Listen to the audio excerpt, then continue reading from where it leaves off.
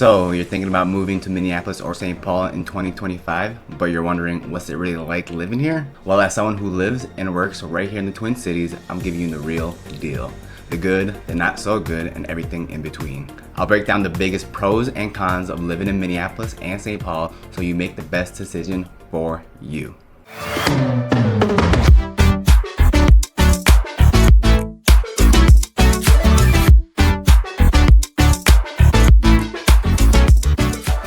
Hey guys, I'm Liban, a local real estate agent in Minneapolis and St. Paul. I help people buy, sell, invest, and especially relocate right here to the Twin Cities. Whether you're moving across the country or just across town, I create videos just like this to help you feel confident and prepared before you make that move. If you find this helpful, smash that like button, subscribe, and reach out with any questions. I'd love to help you make Minnesota your new home. We'll start off with the pros of living in Minneapolis and St. Paul. We're gonna dive right into affordability compared to coastal cities. If you're coming from LA, Seattle, or New York City, home prices here will feel like a breath of fresh air. Frozen air, might I say. In 2025, the median home prices in Twin Cities is around $375,000. That gives you a decent single-family home in the suburbs or a modern condo near downtown. Even with rising interest rates, your dollar stretches a lot further here than most major metros. And property tax, way more reasonable than people think. Taking us to our pro number 2, amazing green space and lakes. We're called the land of 10,000 lakes for a reason, but Minnesota actually has over 11,000 lakes. Whether it's Lake Bede-Makaska, formerly known as Lake Calhoun, Lake Harriet, or Como Lake in St. Paul, there's no shortage of outdoor space to walk, jog, paddleboard, or picnic. And parks you may ask? Between Lebanon Hill, Minnehaha Falls, the chain of lakes, and Mississippi River trails, you've got urban nature in every direction. Pro number 3, strong job market and economy. Minneapolis-St. Paul is home to 17 Fortune 500 companies.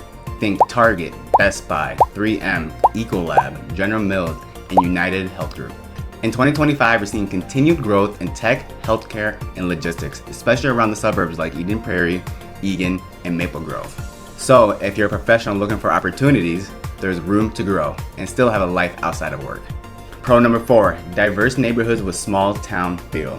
One thing people love is how each neighborhood has its own personality. Minneapolis has trendy areas like North Loop, Uptown, and Lindell Hills. St. Paul gives more of a classic charm, think Summit Avenue, Cathedral Hill, or Highland Park. Even in the city, it often feels like you're in a tight-knit community, which makes a huge difference, especially for families. Pro number 5, education and healthcare access. We've got some of the best hospitals in the country like Mayo Clinic, which is just down the road, and Children's Minnesota or M Health Fairview locally. On the education side, there are top public school districts in places like Edina, Minnetonka, and Eagan, plus strong charter and private options too. If you're raising a family, that's a big one. And people that are considering relocating to Minnesota, pro number 6 is Minnesota is relocation-friendly. Because of all the growth, there are a lot of people moving here in 2025. That means more resources, relocation specialists, and community forming for newcomers, including families from all cultures, young professionals, remote workers, and retirees. You're not alone if you're relocating here.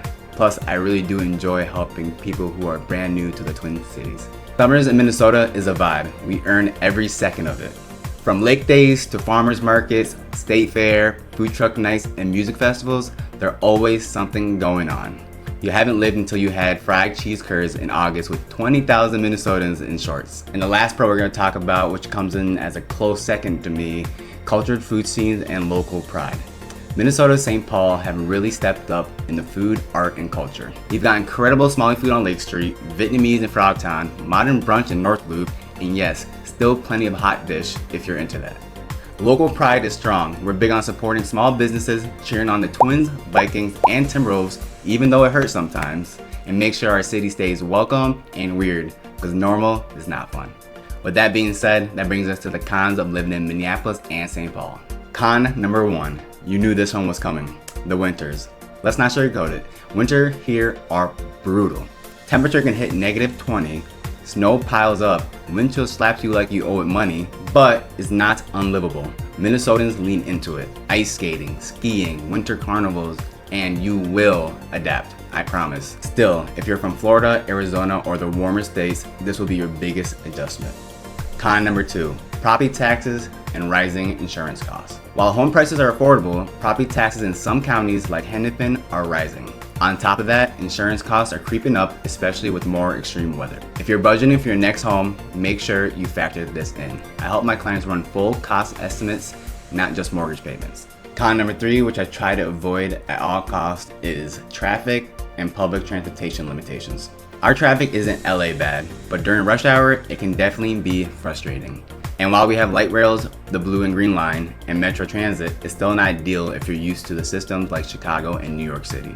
Most people still rely heavily on cars, especially in the suburbs. Con number 4, potholes and road constructions. The big joke here is Minnesota has 2 seasons, winter and road construction. The freeze-thaw cycle means potholes and repairs are constant. Just know that your tires and suspensions might need some extra love. Con number 5, while our cities are growing more diverse, some outer suburbs still lack culture representation. For families who value strong culture or community presence, that's something to consider, though that's slowly changing. Before I get into this, I like to say I am the last person to talk about politics, but Minnesota has been in the center of national attention over the last few years. Depending on politics, that may influence how you feel about living here. The region is progressive overall, but some suburbs are more conservative. It's important to do your homework, and I help clients think through these lifestyle factors. And last but not least, con number 7, seasonal depression is real. The gray skies from November to March, they're tough.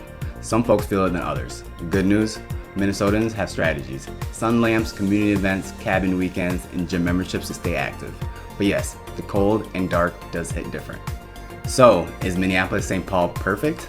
Nope. But is it an amazing place to live, work, raise a family, and build a future in 2025? For the right person, it absolutely is. If you're considering a move, the best thing you can do is talk to someone who lives here, and that's me. Whether you're buying, selling, or just exploring your options, I'm here to help. Feel free to call, text, email me, or schedule a call. All the information is in my description and bio. Let's chat about what your Minnesota life could look like. And hey, if you found this video helpful, drop a like, leave a comment, and don't forget to subscribe for more local tips and neighborhood tours. Thanks for watching, and see you in the next one.